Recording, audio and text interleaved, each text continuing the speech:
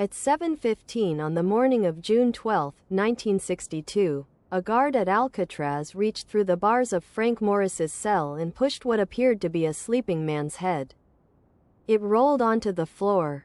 The nose cracked. The face was made from plaster, paint, and real human hair. Morris was gone. So were brothers John and Clarence Anglin. 3 prisoners had vanished from America's most secure prison, leaving behind one question that has never been answered. Did they escape, or did San Francisco Bay kill them? Alcatraz was designed to make escape nearly impossible. The prison stood alone on a rocky island more than a mile from the mainland. Its steel bars, armed towers, locked gates, and repeated prisoner counts were only the first barriers. Beyond the walls waited cold water, strong currents, fog, and open exposure. From 1934 until the prison closed, 36 men attempted 14 escapes.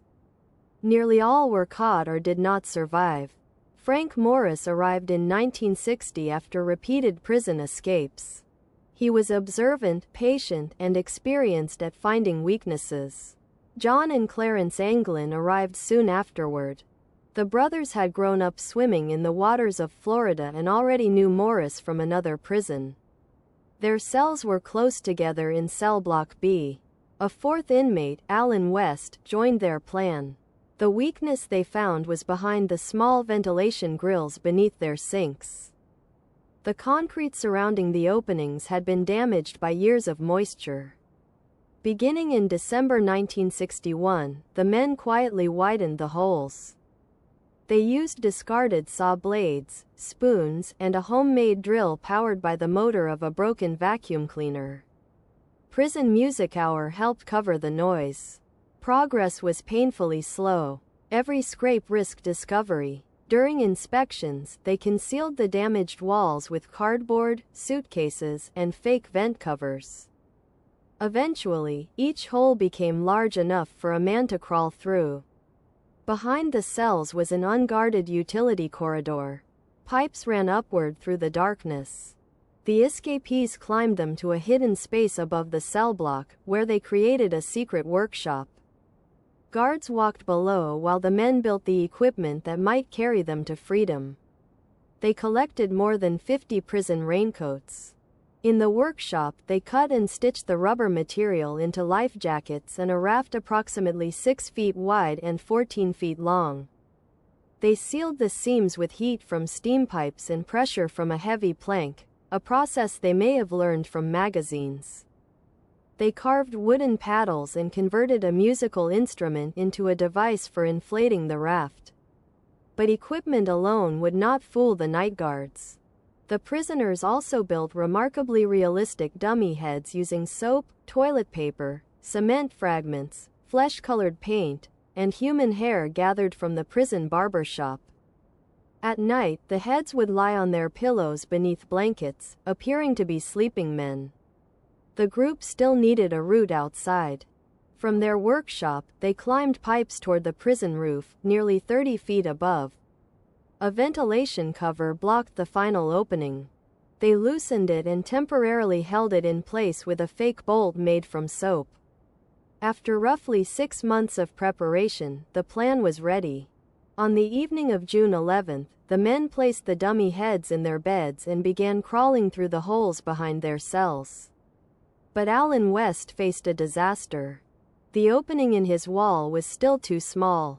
By the time he forced his way through, the others had already left. Morris and the Anglin brothers climbed through the utility corridor, collected their raft, paddles, and life jackets, then reached the roof.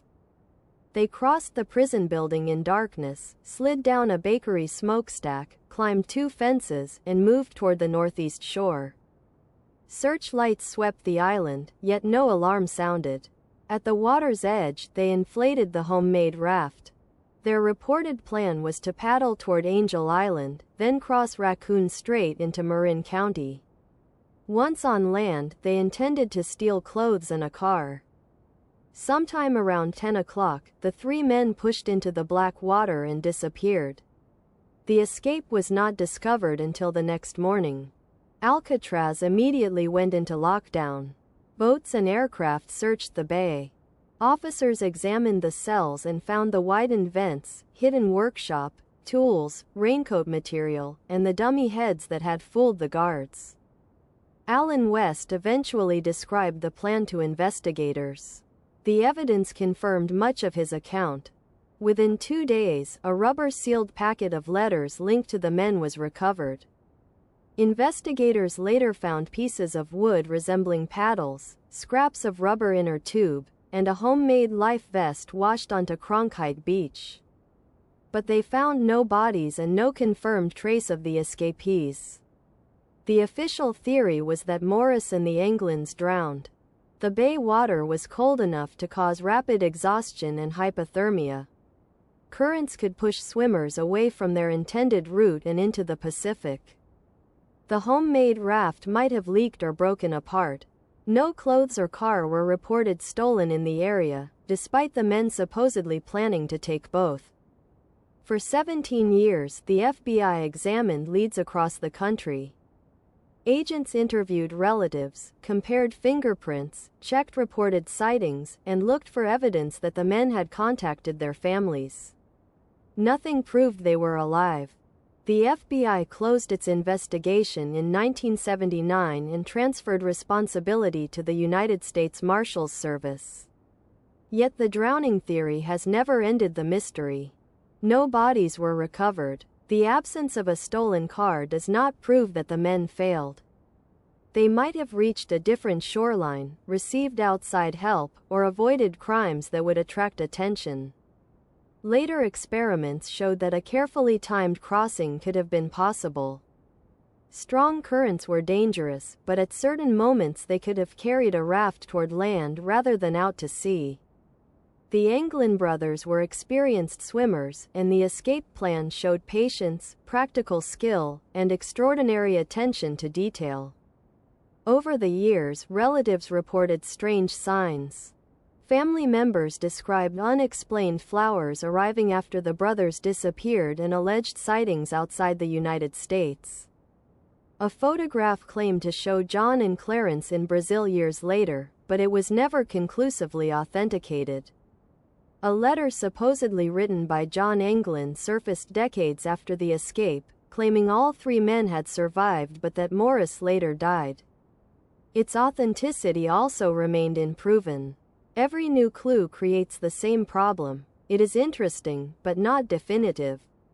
If the men drowned, the bay concealed all 3 bodies. If they survived, they abandoned their former identities, avoided capture, and kept their secret for the rest of their lives. The escape succeeded in at least one sense. Frank Morris, John Anglin, and Clarence Anglin broke out of Alcatraz and were never returned to a cell. Their dummy heads, handmade tools, and raincoat raft revealed how they escaped the prison. What happened after they entered the water remains unknown. So did 3 exhausted men disappear beneath the freezing waves? Or on that foggy June night, did they accomplish what Alcatraz was built to prevent?